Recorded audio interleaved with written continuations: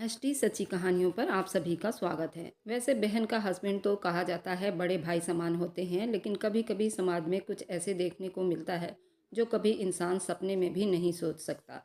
वैसे मुस्लिम समाज में तो जीजा को लोग भाई ही बोलते हैं, लेकिन वहीं पर हिंदू समाज में लोग जीजा बोलते हैं और इस रिश्ते में मजाक भी खूब चलता है। कई जगह तो मैंने देखा है जीजा साली में खूब मजाक और हाथापाई भी होती है। इस रिश्ते के ऊपर कितने गंदे सॉन्ग बनाए गए हैं भोजपुरी में, हरियाणवी में। ऐसे गंदे सॉन्ग से समाज को क्या मिल रहा है? एक गंदा सोच तो मिलता है। मुझे तो ऐसे रिश्तों पर जो गाने बनाए गए हैं बहुत ही गंदे लगते हैं। आज मैं इसी रिश्ते पर एक स्टोरी लेकर आई हूँ जिसे सुनकर आप लोगों के रोंगटे खड़े हो जाएंगे। चलिए शुरू करती हूँ मैं अपनी कहानी। मेरी शादी जहाँ पर हुई थी वहाँ मेरी दो सालियाँ थी जिसे मैंने आज पहली बार देखा था, क्योंकि रिश्ता बहुत जल्दीबाजी में हुआ था। उन दोनों को देखकर तो मेरे होश उड़ गए थे। दोनों ही बेहद खूबसूरत थी। मेरी पत्नी तो इतनी ज़्यादा खूबसूरत नहीं थी, लेकिन मेरी पत्नी की दोनों बहनें बहुत ज़्यादा खूबसूरत थीं। विदाई से पहले जूता चुराई की रस्म पर दोनों ही मुझे घेरे बैठी हुई थी। खूबसूरती में एक से बढ़कर एक थी। मैं कुछ देर तो उन लोगों को देखता ही रह गया था। उन दोनों के सामने मुझे अपनी पत्नी कम खूबसूरत लगने लगी थी, क्योंकि उसका रंग रूप उसकी दोनों बहनों से कम थी। अपनी दोनों सालियों के हाथों के बीच में अपना हाथ मुझे बहुत अच्छा लग रहा था। दोनों मेरा हाथ पकड़े अपने जूते की रकम मांग रही थी, जो मेरे शर्त के हिसाब से तो बहुत ज़्यादा मांग रही थी। मैंने कहा मैं ऐसे रस्म को मानता ही नहीं हूँ। 5,000 रुपये लेने हैं तो ले लो, वरना वह भी मैं अपने जेब में रख लूँगा। हंसी मजाक का बहुत अच्छा पल चल रहा था, लेकिन मेरे ससुर बीच में आकर मेरी बात को आगे बढ़ाते हुए मेरी सालियों को पूरे 5,000 रुपये दिलवा दिए थे। फिलहाल विदाई हो चुकी थी। मैं कुछ दिल फेंक इंसान था। पत्नी के साथ साथ मेरा दिल अपने दोनों सालियों पर भी आ चुका था, जो कम उम्र होने के साथ साथ वह बहुत खूबसूरत थी। मेरे माँ बाप बड़े भाई के साथ दुबई में रहते थे। मेरी शादी के थोड़े दिन के बाद ही सब लोग वापस जा चुके थे और मैं और मेरी पत्नी अकेले ही इस घर के काम भी अपनी जिम्मेदारी पर ले ली थी। जबकि शुरू के दिनों में इंसान को पत्नी के साथ बहुत ही अच्छा लगता है, लेकिन मेरा दिमाग कुछ और ही था। मुझे औरतों में जब तक ही प्यार महसूस होता था जब तक वह मुझसे दूर होती थी। जब वो मेरे पास में आ जाती तो मेरे लिए वो बिना मतलब की हो जाती थी। वो मुझे शादी के दिन ही अच्छी लगी थी, उसके बाद मेरे लिए उसका प्यार बिना मतलब का हो जाता था। संगीता मेरी पत्नी बस शादी के कुछ ही दिनों तक मुझे अच्छी लगी थी, उसके बाद मुझे वो बिल्कुल भी अच्छी नहीं लगती थी। मैं एक दिल फेंक इंसान था। पल में भी मेरा दिल किसी पर भी आ जाता था, और ऐसी आदत मुझे घर में चैन से रहने नहीं देती थी। जहाँ मुझे खूबसूरत लड़की नज़र आती मेरी राल टपकने लग जाती थी। मेरी आंखों में मेरी हसीन सालियाँ खटकने लगी थी। मेरी शादी को बस 1 महीना हुआ था। मैंने संगीता से कहा कि चलो आओ, तुम्हारी मम्मी के घर चलते हैं। तुम्हें भी तुम्हारे माँ बाप और बहनों की याद आ रही होगी। मेरे ससुर बहुत ही शरीफ इंसान थे। उनके 3 ही बेटियाँ थीं, उनका कोई भी बेटा नहीं था। मेरी ये बात सुनकर संगीता खुश हो गई। अच्छे से तैयार हुई थी और मैं उसे अपने साथ ससुराल ले गया था। यूँ अचानक हमें देखकर मेरी सास किलस गई थी। कहने लगी, बेटा बताकर आना चाहिए था, मैं कुछ खाने पीने का इंतज़ाम भी कर लेती। मैंने कहा, नहीं नहीं, आपको तकलीफ़ करने की कोई ज़रूरत नहीं है। मैं कोई अनजान थोड़ी हूँ, मैं तो आपका बेटा समान दामाद हूँ। सास तो मेरी इतनी सी बात पर ही मुझ पर निहाल होने लगी थी। कहने लगी, मैं तो बड़ी खुशनसीब हूँ कि मुझे बेटों जैसा दामाद मिला है। मैंने कहा, अगर आप मुझे बेटा समझती हैं तो घर में जो पका है बस वही सामने रख दीजिए, मैं चुपचाप खा लूँगा। लेकिन भगवान के लिए बाज़ार से मेरे लिए कुछ भी मंगवाने की ज़रूरत नहीं है। लेकिन फिर भी मेरे ससुर बाज़ार से मेरे लिए कई पकवान घर लेकर आ गए थे।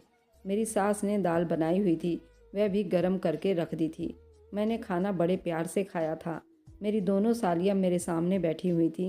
कह रही थी कि अमित जीजू, आपने हमारे यहाँ की कढ़ाई पनीर क्यों नहीं खाई? हमारे घर के पास तो बहुत मज़े की कढ़ाई पनीर मिलती है, आप खाइए ना।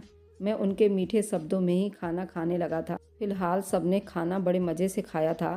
फिर मैंने बड़ी तसल्ली से ड्राइंग रूम में सोफे पर जाकर विराजमान हो गया था। मेरा वापस आने का कोई मूड नहीं था, इसलिए अपनी सालियों से कहने लगा, जाओ कैरम बोर्ड लेकर आओ, खेलते हैं। मेरे सास ससुर भी हमारे साथ ही बैठे हुए थे। कुछ ही देर बाद हमारे पास से उठकर अपने कमरे में चले गए। हम चारों ने कैरम बोर्ड की गेम खूब जमाई हुई थी। रात के 2 बज गए थे। कैरम बोर्ड की गेम चलती रही। बहाने बहाने से मैं अपने पास बैठी छोटी सालियों की कभी कमर से हाथ लगाता तो कभी हंसते हुए उनके हसीन चेहरे को चुटकी काट लेता। सोनिया तीनों बहनों में सबसे ज़्यादा खूबसूरत थी। वह मुझे बड़े सम्मान से जीजा कहा करती थी, इसलिए मेरी वह ऐसी हरकतों को ठीक से समझ नहीं पा रही थी। उस बीच संगीता ने मुझे कई बार कह चुकी थी कि अमित घर वापस नहीं जाना, मुझे नींद आ रही है। लेकिन मैं उसकी बात को टाल जाता कि बस एक बार सोनिया को हरा दो फिर चलते हैं। उसी चक्कर में रात के 2 बज गए तो मैंने उससे कहा कि अब तो घर जाना मुश्किल है, ऐसा करते हैं यहीं सो जाते हैं। समस्या ये थी कि मेरी सास का घर बहुत छोटा था, 2 ही कमरे थे और एक ड्राइंग रूम था। एक कमरे में सास ससुर थे, दूसरे कमरे में मेरी दोनों सालियाँ। मजबूरन दोनों ने अपना कमरा हमें दे दिया। सुबह नाश्ता करके ही मैं अपने घर वापस लौटा था, लेकिन सालियों के हुस्न का जादू मेरे सर पर सवार हो चुका था। इसलिए मैंने एक बार संगीता से कहा कि देखो, यहाँ मेरा तो कोई रिश्तेदार नहीं है, तुम घर में अकेली बोर होती रहती हो, ऐसा किया करो, अपनी बहनों को बुला लिया करो, तुम्हारा दिल भी लगा रहेगा। मैं चाहता था कि किसी न किसी तरह मेरी सालियाँ यहाँ रहने के लिए आ जाएं।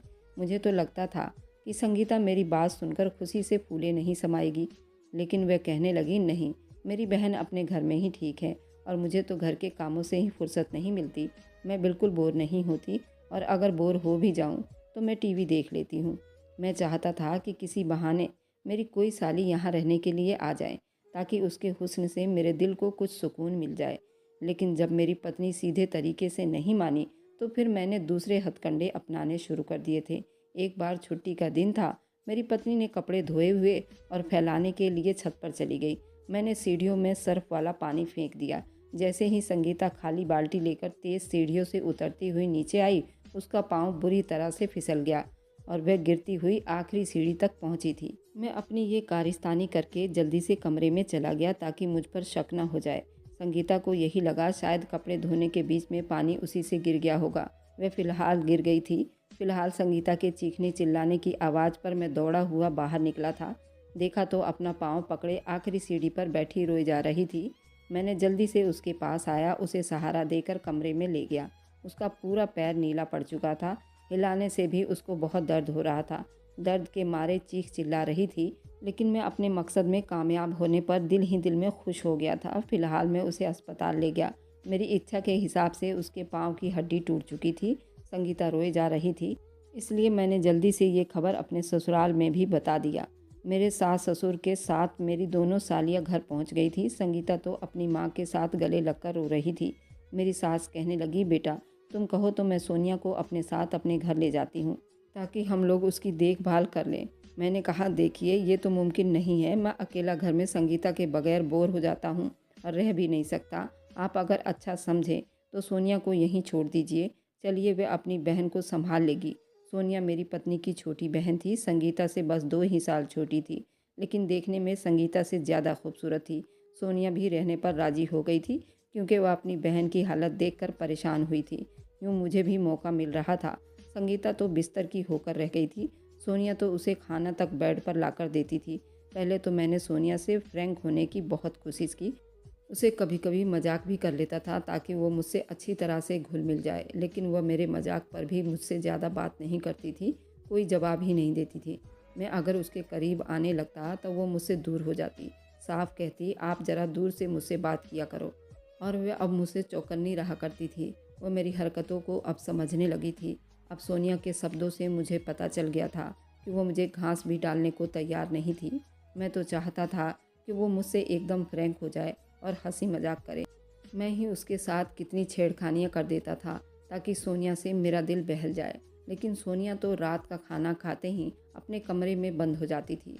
मैं तो चाहता था कि उससे रात देर तक बातें करूं और अपना मकसद भी पूरा कर लूं। उससे रात देर तक बातें करूं और बड़े प्यार से उसको देखा करूं और उसको छुआ करूं, लेकिन अब तक सोनिया ने मुझे ऐसा मौका ही नहीं दिया था। लेकिन फ़िलहाल किस्मत ने मुझे दे दिया था। एक बार अपने घर पर आया तो सोनिया किचन में काम कर रही थी। मुझे तो अपने कमरे में जाना ही नहीं था, लेकिन मैं किचन में दाखिल हो गया। वह बिना दुपट्टे का खाना बना रही थी। वह अपने काम में इतनी बिजी थी, शायद गर्मी की वजह से उसने अपना दुपट्टा उतार रखा था और किचन के दरवाजे पर लटका दिया था। मैं पहले कभी यूँ बेधड़क किचन में नहीं आया था, लेकिन आज उसे देखकर मेरी नज़रें बेईमान हो गई थी। शायद मेरी नज़रों के गंदे असर थे। एकदम सोनिया ने मुझे पलट कर देखा तो घबरा सी गई थी। मैं भी संभल गया। मैंने कहा, मैं गिलास लेने आया था। सोनिया, मुझे ज़रा गिलास पकड़ा दो। शायद बिना दुपट्टे के सोनिया मेरे सामने में शर्म सी महसूस कर रही थी, लेकिन मैं उसकी उस परेशानी से आनंद उठा रहा था। उसने शीशे का गिलास लिया और मेरी तरफ बढ़ा दिया और दूसरे हाथ से दरवाजे से अपना दुपट्टा उठाकर खुद पर ओढ़ने लगी। मैंने उसके हाथ से गिलास पकड़ते हुए उसका हाथ भी पकड़ लिया। मेरे इस हरकत पर वो मुझे हैरानी से देखने लगी। मैं भी 4 दिन से शराफत दिखा दिखा कर तंग आ चुका था। अब मैं अपनी पत्नी का पाँव इसलिए तो नहीं तोड़ा था कि मैं अपनी साली आदि घरवाली की बस शक्ल ही देखता रहूं। जब मैंने उसका हाथ नहीं छोड़ा तो वह मुझसे बड़ी तीखे शब्दों में बोली, कहने लगी, अमित जीजू, मेरा हाथ छोड़ दीजिए। मैंने कहा, सोनिया, तुम्हारे हाथ तो संगीता से भी ज़्यादा खूबसूरत हैं। ये कहते हुए उसके करीब आ गया। मैं जानता था कि औरत अपने तारीफ़ के लिए पागल हो जाती है, इसलिए मैंने ये आइडिया लगाया था। लेकिन सोनिया, मैं नहीं जानता था कि वो मेरे साथ ऐसे व्यवहार भी करेगी। उसने मुझे धक्का दे दिया। मैं दरवाजे से जाकर लगा था। जल्दी से किचन से बाहर निकल गई। उसका यूं धक्का देना मुझे बहुत बुरा लगा था। भला वह कौन होती थी मुझे धक्का देने वाली? मैं सोच चुका था कि अब मैं सोनिया को नहीं छोड़ूंगा।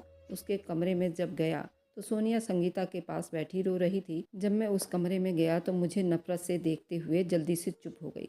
संगीता ने उससे रोने की वजह पूछी थी। मैंने कहा, होना क्या था? खाना बनाते हुए हाथ जल गया बेचारी का।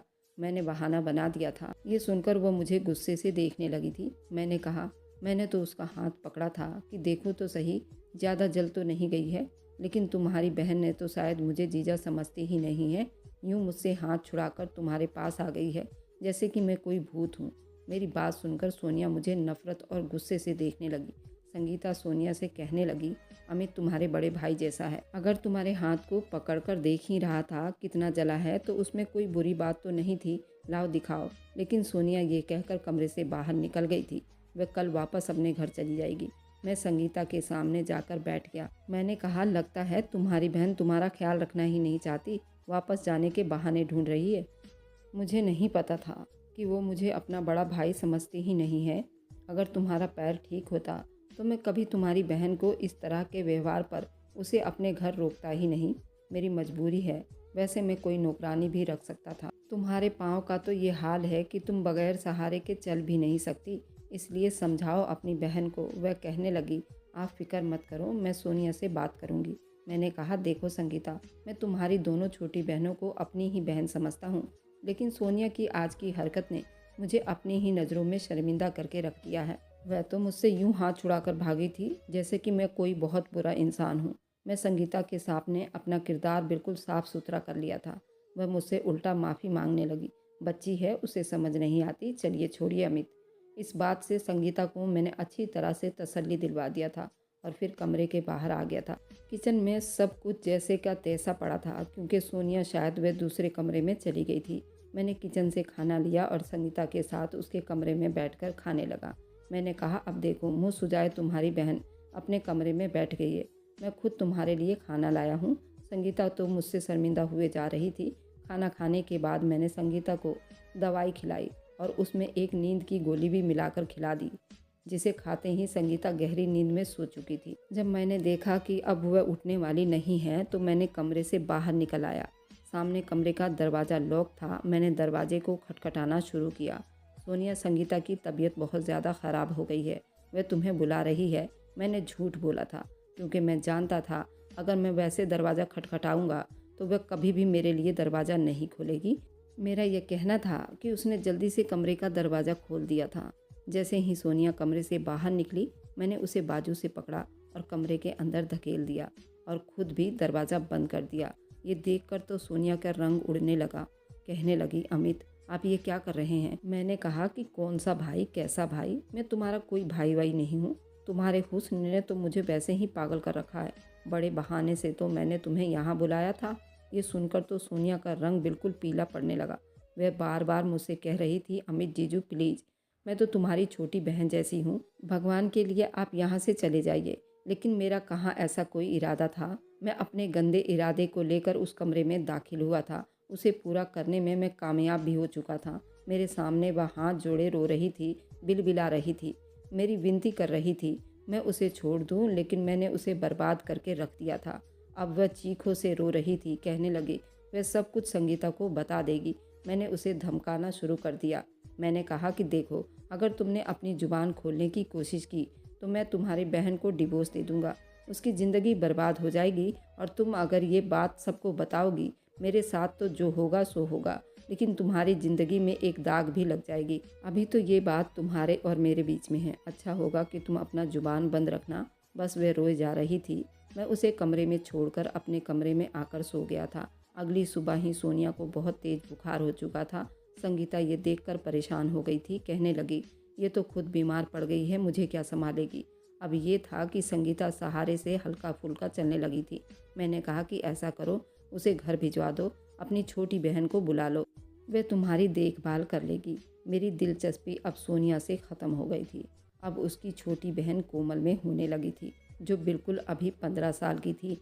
मेरी बेवकूफ़ पत्नी मेरी ये बात भी मान गई थी। मैंने फ़ोन मिलाकर संगीता को पकड़ा दिया, अपने ससुर को बुलाया और कहा कि सोनिया को बुखार हो रहा है, उसे आप ले जाइए। ऐसा करिए, कोमल को भेज दीजिए, क्योंकि मेरा पैर तो अभी भी इस काबिल नहीं हुआ है कि मैं घर को संभाल सकूं। लेकिन ये बात जब सोनिया को मालूम हुई थी तो वह कहने लगी नहीं, कोमल यहाँ नहीं आएगी। मैं दवा खिलाऊंगी संगीता को, वह ठीक हो जाएगी। उसके बाद पर मैंने उसे गुस्से से देखा था।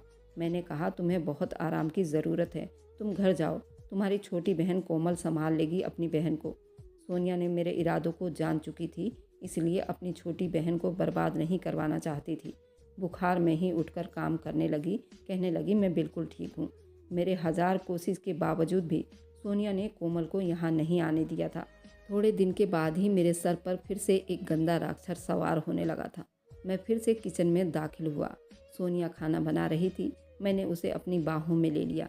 मेरी इस हरकत पर सोनिया ने न जाने कब शेल्फ से छुरी उठाई और मेरे हाथ पर वार कर दिया। मेरे हाथ पर कट लग गया था। मैं जल्दी से उससे पीछे हट गया था, यहाँ तक कि मेरा जख्म बहुत गहरा था, खून बहने लगा। मैंने उसे गुस्से से चिल्लाकर कहा कि जालिम औरत, ये क्या किया तूने। तो वह कहने लगी दोबारा मुझे छूने की कोशिश की तो मार डालूंगी तुम्हें। उसकी आंखें गुस्से से लाल थी, मगर उस वक्त मैं लहूलुहान हो गया था। पहली बार मुझे सोनिया का जुनून देखकर बहुत डर हुआ था। मैं जल्दी से अपने कमरे में चला गया, लेकिन मुझे उस पर बहुत गुस्सा आ रहा था। मेरा जख्मी हाथ देखकर संगीता मुझसे वजह पूछने लगी थी। वह कहने लगी आपके हाथ में क्या हुआ है। उससे पहले कि मैं कोई और कहानी सुनाता, जल्दी से सोनिया कमरे में आ गई, कहने लगी दीदी, मैंने तो जीजू से कहा था कि मैं खुद काम कर लूँगी, लेकिन कहने लगे कि नहीं, मैं तुम्हारे साथ मदद करवा देता हूँ, इसलिए सलाद काटने लगे। अब उन्हें कहाँ इस कामों की आदत है। देखना संगीता दीदी, जीजू ने अपना हाथ काट कर बैठ गए। उससे पहले कि मैं कुछ और कहता, सोनिया ने मुझे हैरान कर दिया था। उसने मेरी चाल मुझ पर चलाई थी। मैंने गुस्से से उसे देखा, लेकिन वह बिल्कुल निडर हो गई थी। संगीता मुझ पर चिल्लाने लगी, कहने लगी आपको क्या ज़रूरत थी, देखो कितना गहरा जख्म कर लिया है आपने। फिर संगीता कहने लगी कि ज़रा मुझे बैंडेज का सामान पकड़ा दो, मैं तुम्हारे जीजू के हाथ पर पट्टी कर देती हूँ। सोनिया ने दराज में से वह बैंडेज निकालकर संगीता को पकड़ा दिया। संगीता को पकड़ा दिया। मैंने औरत का बस यही रूप देखा था, और वह ये था, कमज़ोर। बस औरत को बेबस देखकर मुझे बहुत अच्छा लगता था। मैं एक औरत को बेबस मजबूर देखकर उससे फ़ायदा उठाता था, लेकिन मैं नहीं जानता था कि औरत का दूसरा रूप ऐसा भी हो सकता था। फिलहाल 4-5 दिन मैंने सोनिया से कुछ नहीं कहा, अपना जख्म भी ठीक होने का इंतज़ार करता रहा। लेकिन मैं जानता था कि ये कमज़ोर लड़की मेरा मुकाबला नहीं कर सकती। जैसे ही मेरा जख्म कुछ अच्छा हुआ, मैंने रात का वक्त सोनिया के कमरे के दरवाजे पर फिर से चला गया। उसे कहा कि दरवाज़ा खोलो, वरना मैं तुम्हारी बहन को डिवोर्स दे दूँगा। मैं समझता था कि मेरी ये धमकी हर बार मेरे काम आ जाएगी। मैं इस बात का फ़ायदा उठाता रहूँगा, लेकिन कमरे का दरवाज़ा नहीं खुला था। मैं काफ़ी देर तक दरवाज़ा धीरे धीरे बजाता रहा, धीमी आवाज़ में धमकियाँ देता रहा था, लेकिन उसने दरवाज़ा नहीं खोला। आखिरकार मैं थक हार कर मैं अपने कमरे में आकर लेट गया था, लेकिन मुझे सोनिया पर बहुत गुस्सा आता था। मैंने संगीता से कहा देखो, काफ़ी दिन से सोनिया यहाँ है, वही संभाल रही है, बेचारी थक गई होगी, उसको घर भेजकर कोमल को बुला लेंगे। लेकिन सोनिया कहने लगी कोमल की पढ़ाई का बहुत नुकसान होगा, न आप लोगों की सेवा करने की वजह से। कुछ दिनों से मैं महसूस कर रहा था कि खाना खाने के बाद मेरी तबीयत में अजीब भारीपन होने लगा था। खाना खाते ही मुझ पर एक बेचैनी सवार होने लगी थी। मैं लेट तो गया था, लेकिन नींद आंखों में नहीं आती थी। अपनी इस हालत से तंग आकर मैं करीब के डॉक्टर के पास चला गया। उन्होंने जो दवाई दी थी वह खाते ही मैं गहरी नींद में सो जाता था।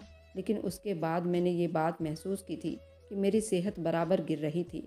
मुझे अपने अंदर कमजोरी सी महसूस होने लगी थी। मैं ज़रा सा चल लेता तो मेरा सांस फूलने लगता था। मेरे हाथ पाँव में सूजन होने लगे थे। मैंने डॉक्टर से इलाज करवाया तो मालूम हुआ कि मुझे पॉइजन दिया जा रहा है। ये जानकर मैं सोनिया पर भड़क उठा था, लेकिन वह हंसकर कहने लगी, तुम जैसे लोगों का मर जाना ही अच्छा है। मैं इस वक्त अस्पताल में हूँ और जहर अब मेरे पूरे बदन में फैल चुका है। मैं अब रोज़ रोज़ रोता हूँ और अपने पापा की माफ़ी मांगता हूँ। सोनिया से भी माफ़ी मांग चुका हूँ, लेकिन मैं दिन ब दिन अब मौत के करीब हो जा रहा हूँ। लेकिन मेरी परेशानी कम नहीं होती। आप लोग बताइए कि मेरे कर्मों की सज़ा ये थी। अगर आपको आज की कहानी पसंद आई है तो वीडियो को ज़रूर लाइक कीजिएगा और अपने दोस्तों के साथ शेयर भी कीजिएगा। और हाँ, अगर आपने अभी तक हमारे चैनल को सब्सक्राइब नहीं किया है तो ज़रूर सब्सक्राइब कर लें। मिलते हैं हम अपनी कल की एक नई दिलचस्प कहानी के साथ। मुझ पर सदा अपना प्यार और स्नेह बनाए रखें। सभी को मेरा प्यार भरा नमस्कार दोस्तों।